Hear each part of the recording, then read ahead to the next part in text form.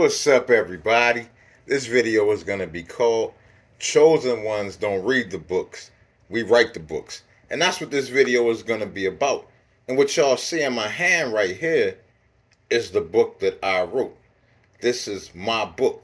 Every single thing in this book belongs to me.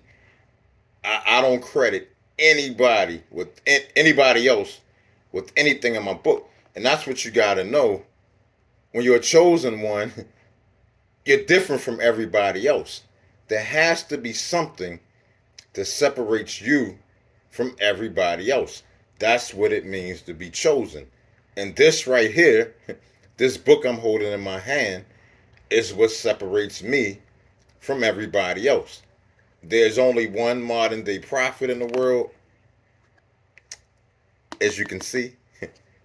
And there's only one book like this in the world. The universe is not what you think it is.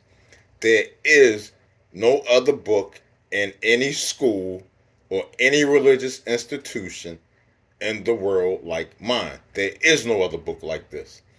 And I'm going to tell you, the only reason I didn't write this book to become rich and famous, or I'm not showing you this book because I want you to go out and buy a copy. Honestly, unless you have a superior intellect, unless you're on brainwashed, unless you're an above average thinker, I don't even want you to buy my book. I only want the people that my book is going to resonate with to buy my book. If it's not going to resonate with you, keep your money. I don't want it. I honestly don't want it. Like I said, I honestly did not write this book to become rich and famous. I wrote this book because, before, like if I used to say if I had a good thought or I wanted to try something or do something, if I didn't write it down, I would forget it. So all of a sudden, or when all of a sudden I became awakened or enlightened, I didn't know if I was going to forget all of this new knowledge I got and all of this new understanding. So I wrote it all down, and I wrote this book to make sure that I wouldn't forget the things that I knew. And if I did forget, it would all be in this book. But, unbelievably, not only have I not forgotten anything in this book, but man, I probably know about 400% more since I wrote the book. I could write about, this is a 340 some page book. I could probably easily write a 500 or 600 page book, and just to give y'all an idea what's in the book, just so y'all see what time I'm on.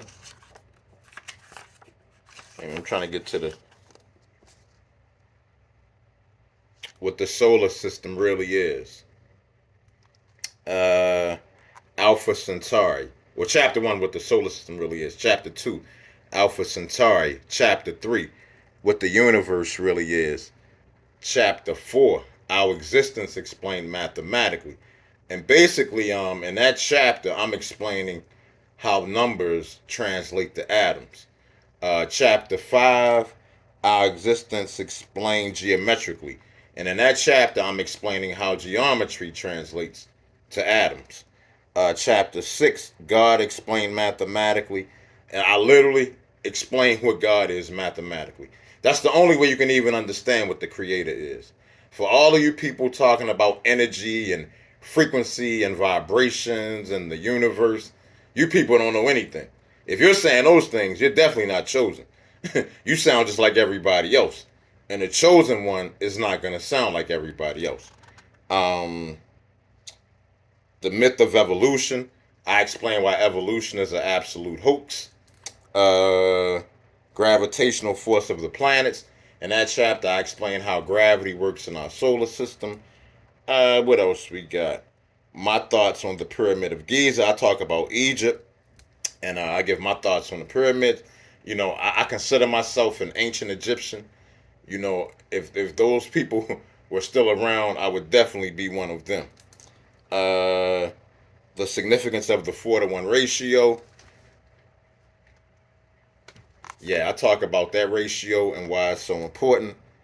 The problem that I have with Einstein. And yeah, I got a chapter dedicated to Einstein and why he's not as intelligent as people think he is, and definitely not on the level of a modern day prophet or Nikola Tesla or Edison or somebody like that. But yeah, that's what this book. And I got a couple. I give my final thoughts. I show some artwork I did. I make a lot of pictures. If you ever see me post a picture online, is a picture that I created myself. And then I talk a little bit about who the modern day prophet is. But the information in this book is 100% legit. This is not a book of theories. I'm not telling you what I think the solar system is. I'm not telling you what I think the universe is. I'm not telling you what I think Alpha Centauri is.